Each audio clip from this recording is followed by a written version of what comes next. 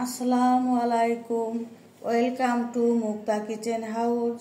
আজ আমি আপনাদেরকে গুলে মাছের রেসিপি করে দেখাবো। কড়াই গরম হয়ে গেছে, তেল দিয়ে দিব।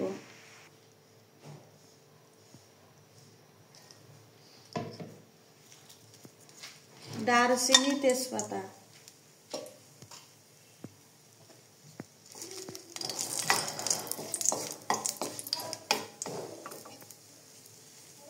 পেঁয়াজ কুচি,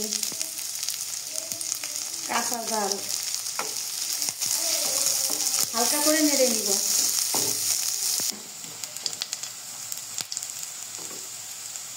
এলাচের ভিতরে যে বিচিটা থাকে ওইটাকে আমি ছেঁচে নিয়েছি, ওইটা দিয়ে দিলাম।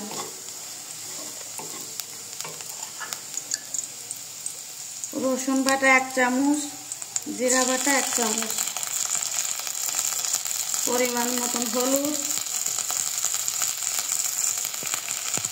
পরিমাণ মতন লবণ। মশলাটাকে ভালো করে মিশিয়ে নিব। মশলা কষিয়ে নিয়েছি, মাছ দিয়ে দিব।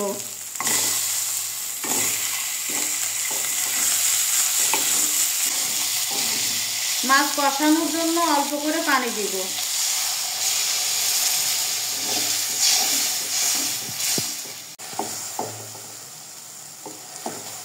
মাছ ভালো করে কষিয়ে নিয়েছি, পরিমাণ মতন পানি দিব।